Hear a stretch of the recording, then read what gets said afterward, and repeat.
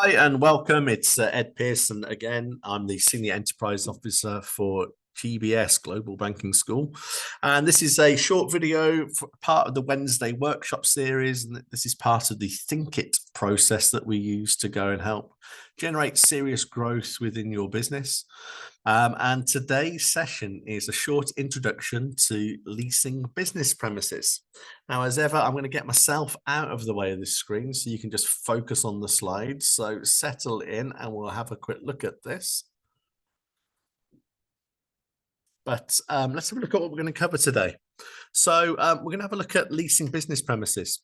Now, I've got lots of friends who are in business and I used to rent a lot of premises in my business. I think I was up to about 15 to 18 premises at one point. And all of us call leasehold fleece-hold. So there are a few dangers in there. And it's because we're finding that we have to pay a lot of money to go and lease business premises. So I think if you're sitting here thinking about whether or not to go and lease a premises, make sure you got your timing right. Make sure it's right for your business. Make sure that it's the right thing to do for your business. There's a few things to think around.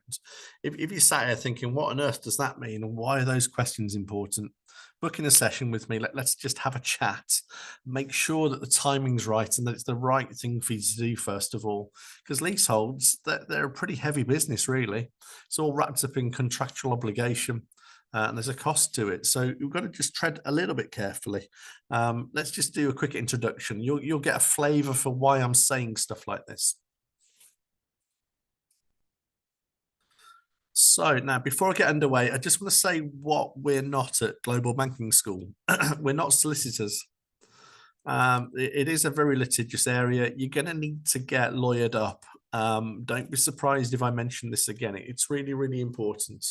Leases tend to have you tied up for typically at least a year, not always, but at least a year. And if you're buying something shop front and it's B2C, don't be surprised if you're in it's like a 10-year lease or something like that. Maybe you'll get lucky and find a 5 or an 8-year lease. But the timescale is quite a long one. So make sure you fully understand what you're getting into. That requires a lawyer. This video does not represent legal advice. You need to get properly lawyered up here.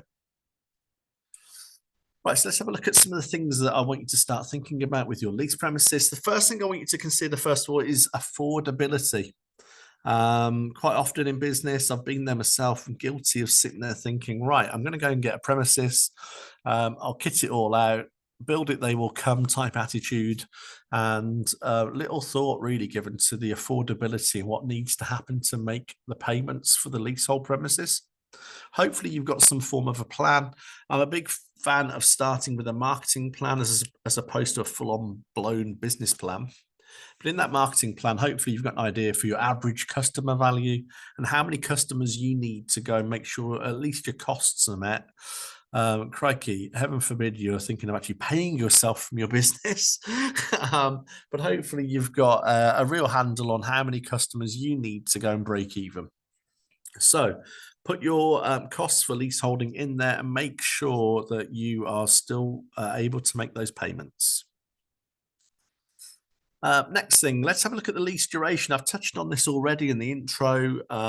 Make sure you understand how long your duration is and whether or not there is a break clause in the agreement. So what am I talking about? Lease duration can be any amount of time. It's set by the landlord typically. It can sometimes be negotiated. So everything's up for negotiation typically in lease.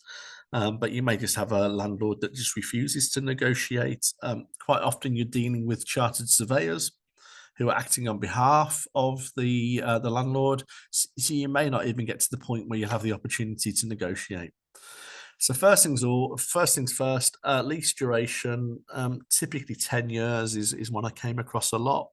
I've had 5-year, 8-year leases on what I call serious business premises.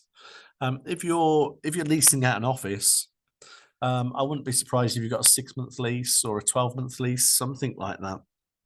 Make sure you understand what the duration is. That typically is your cost.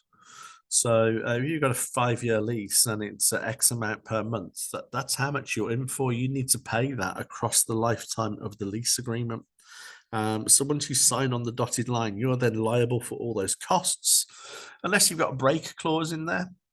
So quite often I used to negotiate 2-year break clauses on all my contracts. A break clause is where you can exit the agreement at an agreed period of time. Um, Many landlords will try to not give you a break clause. In my experience, I've not been in the market for a while, so that may have changed. Do let me know in the comments below if you found that that has changed a lot. But I think it's sensible for me when I was putting together my business. If I had a 10-year lease deal and I had a break clause, maybe at year two, maybe year five, maybe year eight, I could put more than one break clause in there. But after 2 years, I've given my business a fair chance of survival, and I'll know whether or not we're struggling or whether or not there's a future for the business. I try to model as much as I can before I get there, but let's assume that it just hasn't happened for whatever reason. Maybe the local bus company has changed routes on us, and suddenly the place at the end of the high street that used to be really busy now suddenly isn't, and they're now dropping people off at the other end of the high street. All sorts of things happen in business. We can't predict them all as business owners. It's sensible to get a couple of break clauses in there, but do be aware once you sign on that bottom line, you've agreed to a lease over X number of years. So really get your head around that very, very quickly. Next thing you want to have a look at is usage. So what are the permitted uses for your lease? You've got to just check into this. I've not had a lot of experience of this myself because most of the stuff I did was office based and it was a type of service. And most leases will allow you to run service based businesses. But if you're in, I don't know, steel fabrication, maybe you're dealing with chemicals or something like that, then storage can become a problem and also usage can be a problem. You do need to check into the detail of your lease and make sure that it's appropriate for your business. So do consider what category you're in. You'll be aware of the stuff that the landlords and the chartered surveyors will be wondering about, and possibly the local councils. So just check what your permitted usage is. Obviously, if you're dealing with things like chemicals, and it's obvious, you're going to just have to double check very, very carefully.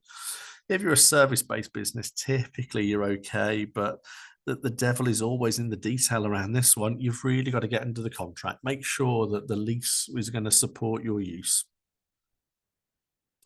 Next thing's rent reviews. So quite often there'll be a comment in the contract somewhere that says there's a price for the lease, and at some point, maybe every year, maybe every couple of years, there'll be a rent review, or quite often they used to have it after 5 years, there'll be a rent review done by the landlord.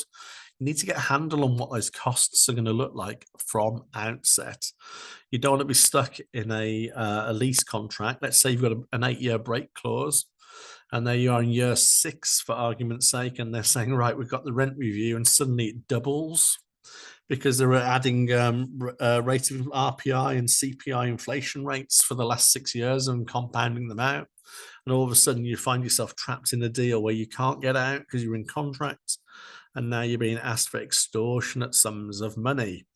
I've had this happen to me. It wasn't quite as grim as what I've just painted there, but it was certainly painful.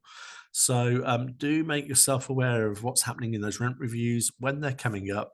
Try and get them costed in at outset. That's not an unreasonable request. The landlord may kick back a little bit, but I don't think that's unreasonable. And I think most people would think that's not unreasonable. So do be aware of when the rent reviews are, what they look like. Try and negotiate those up front. Now, I know that you're not going to default on your rent payments. Nobody in business ever thinks they're going to default because life is rosy and there's lots of opportunity and we're really good at what we do. So why would we ever default on our rent agreements? The reality is that people do default on their rent agreements all the time. You'll feel like you're the only one if it ever happens because like the world suddenly caves in a little bit. But there are defaults constantly. Back in my days when I used to help out in insolvency, I used to help companies that were suffering difficult times get through those tough times. Defaults was an absolute pain. Sometimes some landlords just shrug and don't worry about it, even if it's in the contracts. They're very relaxed about it. Um, Quite often, though, there's people in the middle somewhere that are causing a lot of problems.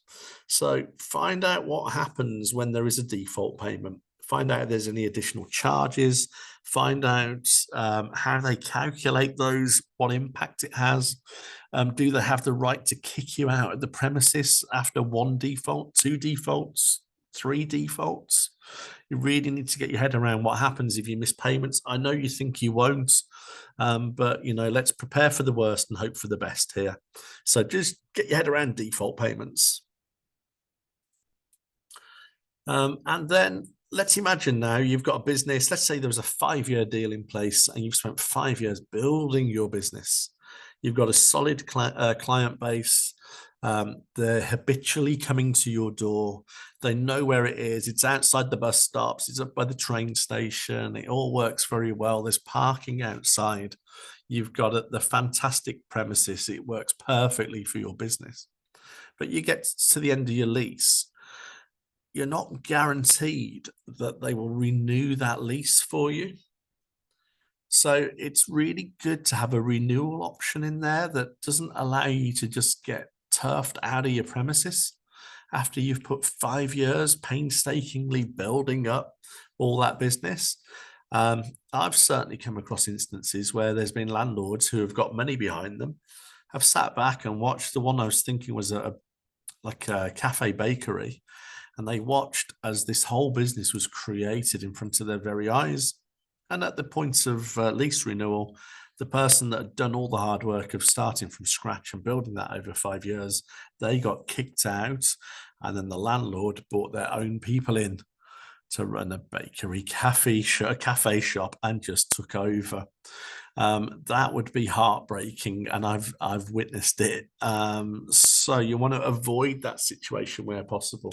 Can you get a renewal option in there from outset that protects the longevity of your business and actually rewards you for all the hard work of starting up a business? Now we're getting into some really interesting areas. You've always got to check what is covered in your lease and what isn't covered. Now let's look at repairs and maintenance first of all. Who's going to do the repairs? Who's going to do the maintenance? For me personally, this is just a personal opinion. I like to be in control of my own repairs and maintenance. If I've got, imagine in the depths of winter and the boiler has just gone down, and in there it says that the landlord is responsible for maintaining the boiler system. And let's imagine it's Christmas Eve and everybody's stopping. I want to have a degree of control over when that gets done. I don't want to be sat there over Christmas wondering if when I get back after the short break that is the office going to be absolutely freezing cold? Are my members of staff going to be moaning to me constantly? Will customers be turned off because it's just too cold to step into the premises? So I need to have a conversation with the landlord. I prefer to do it myself. Many won't do that, and I can understand it's their building and they want it looked after in a certain way. So then I want an SLA in their service level agreement. So we're just going to agree something sensible around the different areas of the building. So heating, I want that sorted quickly. If there's, I don't know, paint coming off the front door, I can maybe live with that for a month or so. So this service level agreement for redecorating might be a month or two. But something like the heating will be within 24 hours. Something like an electrical problem, I want that dealt with within the hour ideally, but that's not realistic. But at some point during the day, it was noticed. I want it fixed. So can I put an SLA in there if the landlord won't allow me to do my own repairs and maintenance? Now, this is a word that puts fear in the heart of anybody who's leasing premises: dilapidations, or DLAPs, as it's often abbreviated to. Um, Quite often there'll be an agreement in there that explains who's responsible for clearing up the mess at the end of the lease. And this is a very contentious area often. Um, for me personally, I avoid full repairing DLAPs, they call it. This is where you need to have a chat with your solicitors in a little bit of detail. A full repair DLAPs, in the picture I'm showing you here, is a classic example. It would be not uncommon for landlords to ask you to put the building back into good order. Now, that is reasonable. The problems come when you don't explain what a good order looks like. Or heaven forbid, I've had one instance where there was somebody in an office in Birmingham, and they'd come to the end of a 99-year lease. They weren't the ones who started, but they were the ones holding the baby at the end of the lease. And in there was a full repair agreement. And that basically meant they had to repair all the mahogany handrails on the steps on the 7 or 8 story building. They had to source the marble flooring that was used back in Victorian times to go and repair the building. The cost was something astronomical. It was over £1 million to repair it. So DLAPs can be very extreme. On the other side, you might just get landlords who are quite happy to walk away and just have it in a clean state. The other area we often come undone is there'll be quite often stud partitioning put up into office space. Now, for a landlord, they might request that you remove that stud partitioning and put it back to the way the building was, either before you got hold of it or back at the original start of a lease agreement, depending on where you came into it. But also in removing it, you have to get the builders in or whoever to come and take that down. Then you have to repair it, the building, back to the same standard throughout that it was at the beginning of the lease agreement. So dilapidations, this is one reason why you need to get lawyered up, right? You need to really understand the implications of what you're signing up for, not just at outset, but particularly on the back end. When you're exiting the deal, there could be a very nasty surprise. And some landlords, they're just unscrupulous. I've just literally, as at the time of filming here, about 4 or 5 weeks ago, my friend got hit with an £85,000 DLAPs cost, and he'd cleaned up the premises. It looked like it did when he first entered it, and the claims were just very, very spurious. It's cost him probably about £12,000 to defend the claim. He's got costs awarded from the other side, so he'll get his money back eventually. But the stress he's been through for just over a month has been horrific. Do check into DLAPs very, very carefully.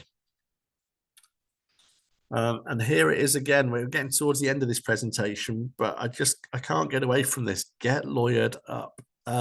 If this is the first time you've got lease premises, and that is entirely possible where you are on this journey as you're coming to these videos, certainly for the first half a dozen times or more, you need to get lawyered up and understand really what's in that contract. Now, just a quick word on lawyers. My own personal experience here. I used to have a lawyer. She was great. I still see her around occasionally. And when I first met her, she said, "I'll look out for you. I'll fight for everything for you. We're going to get you a fantastic deal." And I was like, "Oh, fantastic. That sounds great. Somebody in my corner looking out for me. That sounds like a great solicitor."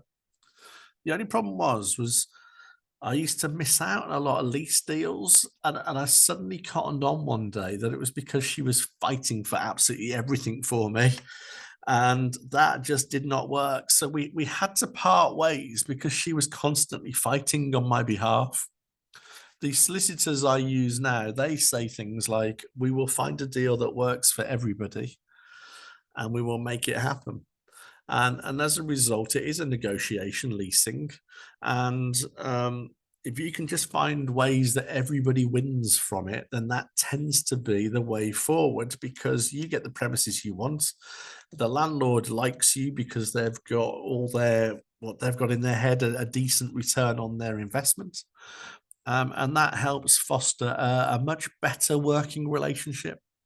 So I'm definitely saying you need a lawyer. This video alone will not cover enough stuff, and it could never cover enough stuff to get you confident to buy lease premises. This is more of an introduction to the types of things you need to understand, and possibly the questions you're asking when you're viewing property.